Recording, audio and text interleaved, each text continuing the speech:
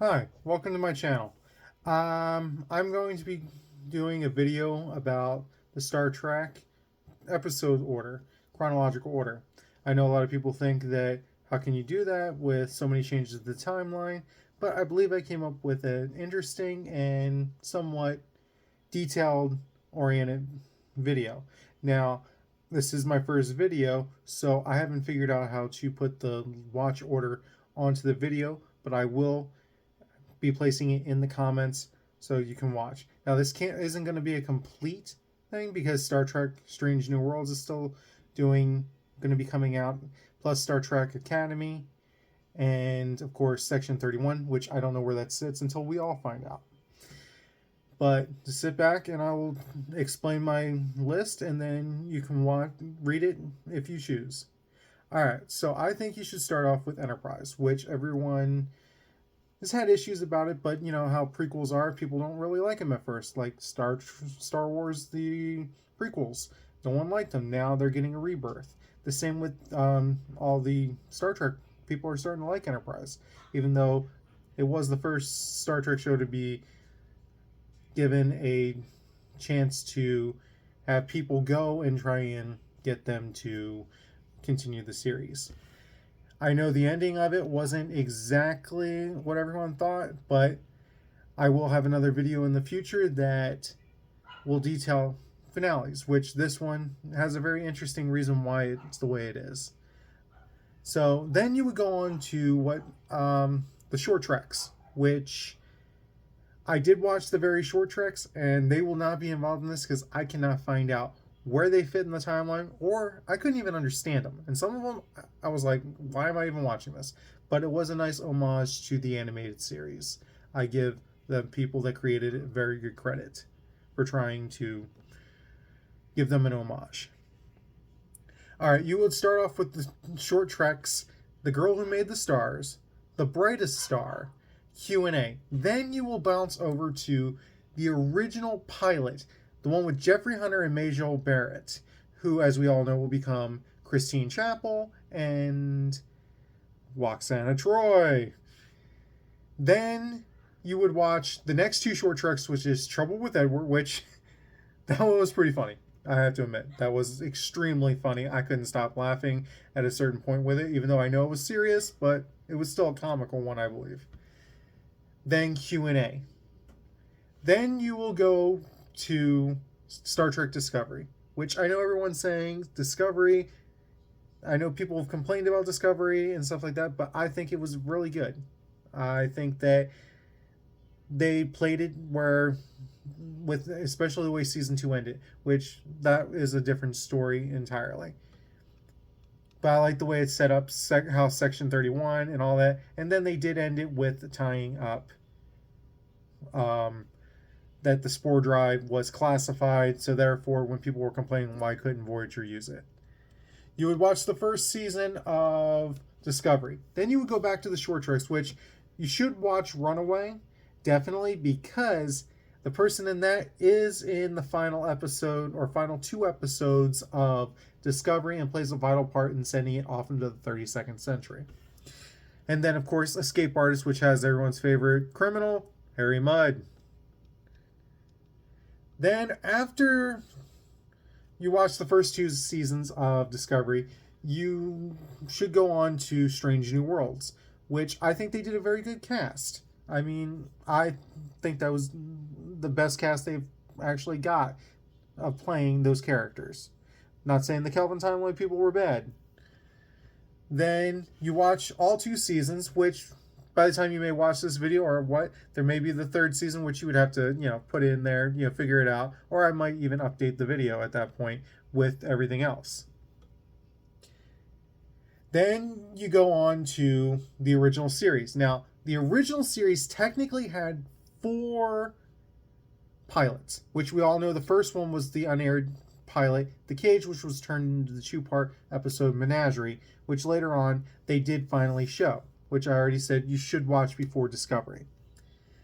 Then, this is where it becomes interesting. I believe you should watch Where No Man Has Gone Before, because it's still set with the crew uniforms and the bridge from the original pilot, which it kind of shows. Plus, there's no bones. Come on, if you do the man trap, there's bones, and then the next episode you get Philip Boyce. Come on, there has to be a reason. And the episode, the uniforms, like, go back. So I really think that would be the best. Plus, beta canon, which I know a lot of people don't believe in beta canon, and I'm not saying that beta canon explains it all, really explains the whole Philip Boyce, Leonard McCoy thing. But I think in the point of canon, I really do think Where No Man Has Gone Before should be the first. And then you would go on to the Man Trap and Charlie X, because I really think Charlie X should be like the third episode. Then you go through all 3 seasons of the original series until you get to the animated series, which I know a lot of people say, how is the animated series canon? But if you look at a lot of the lore, especially with the species that were included in it, that cat species, the one lieutenant, I forget her name, her species was actually in the court-martial of the senior staff of the Enterprise in the 4th movie. So, it helps. They set up, and those people are, their characters and the references to that are throughout the lore on. Then after that, you would go on to the original movies, which you would watch the motion picture, the Wrath of Khan, and Search for Spock. Then I believe you should watch Star Trek, Short Trek, Ephraim and Dot, which, even though it's a cartoon, it kind of shows you the inner workings of what was going on with the Enterprise, with the mycelial creature, the tardigrade, and the dots. And then what happens is it goes right up to the moment of the ship's self-destruct, when it blows up.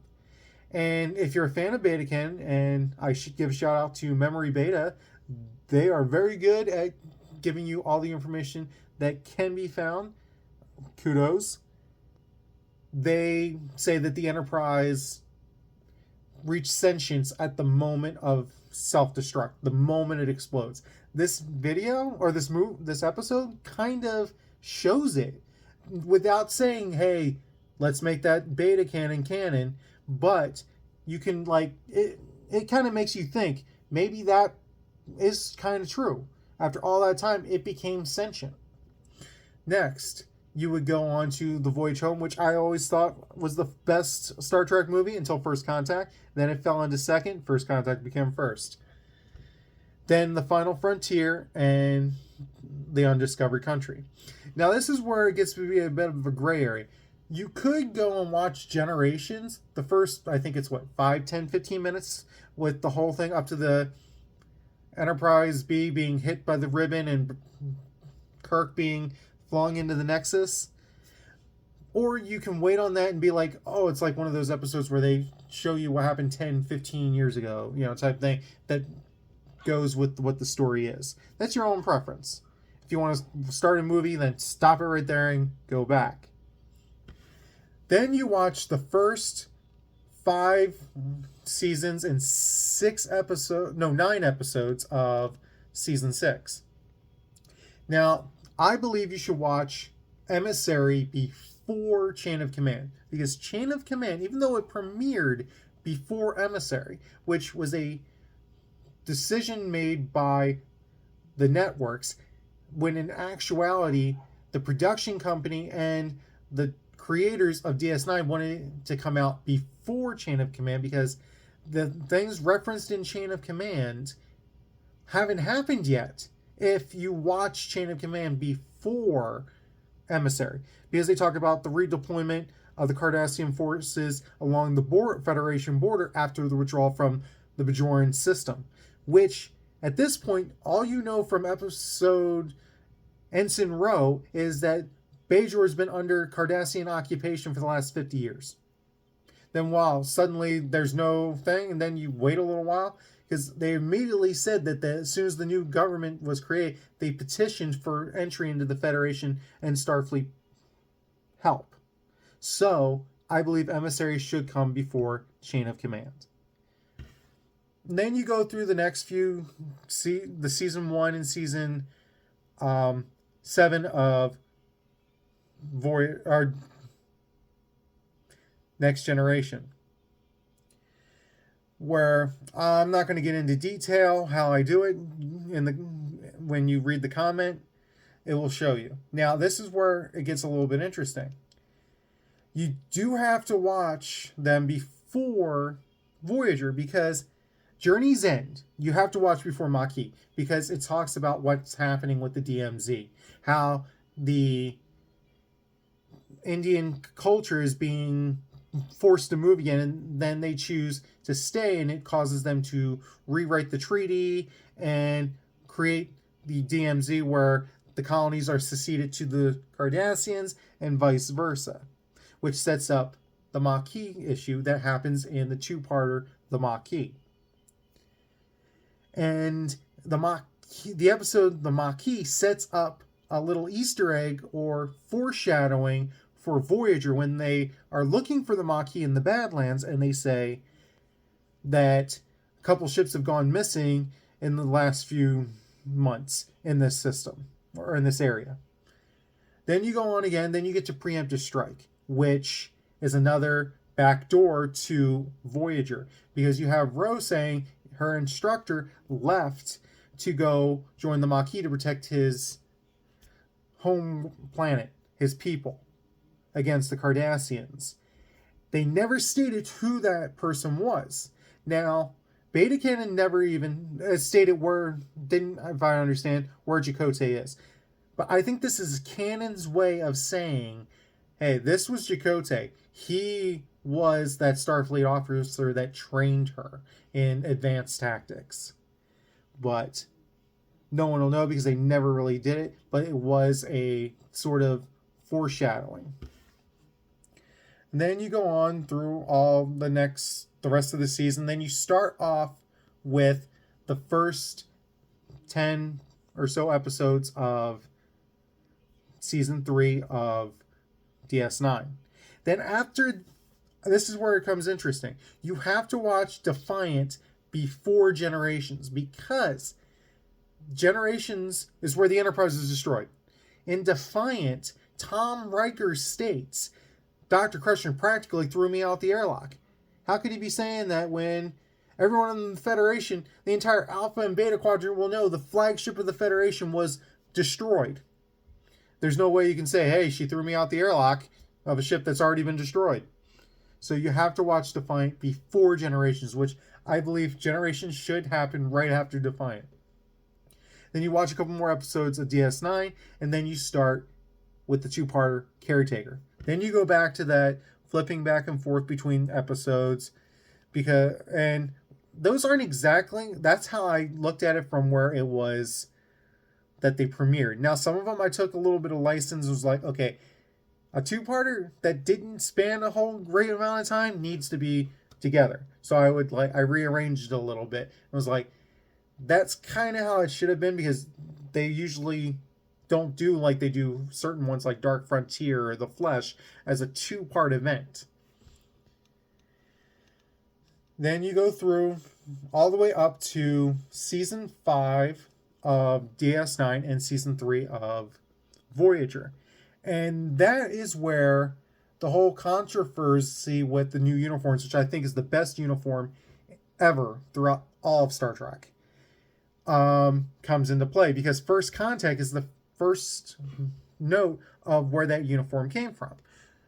So, the episode Ascent still had them in the original uniforms from when they were in season 1 of DS9 and the Generation movie.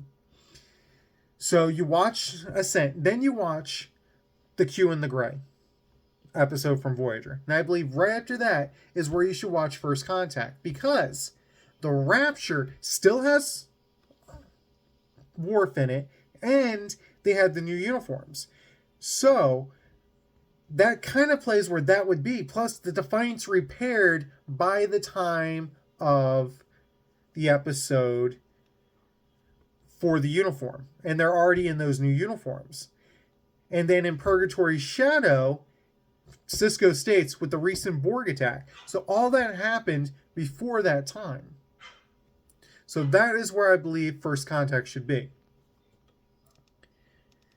Then you go on again through the various episodes and stuff, flipping back and forth, till you get to season 7 of DS9 and season 5 of Voyager.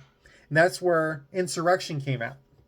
So I looked at when Insurrection came out, and there was a time gap between episodes premiering and Insurrection. So I figured out where it would fit exactly in the timeline of those things happening, especially since Insurrection talked about the Sonar producing large quantities of the narcotic Ketracel White. And then later in the season of DS9, they literally state that the Sonar are going to have to protect themselves because we're getting our butt kicked, basically. So that would make it that it lands right after the episode Covenant for DS9, and then 30 days for Insurrection. So for Voyager, 30 days, then Insurrection. Then you go through it again, and I know they were constantly like switching, and then it was a 10-part finale for DS9. I mean, you can watch all 10 together, but they did spread out over days and time. So I believe that after Warhead, you should watch The Dogs of War and What You Leave Behind parts 1 and 2 together. Those 3 episodes are like basically tied in. Like it goes from day to day to day to day to day.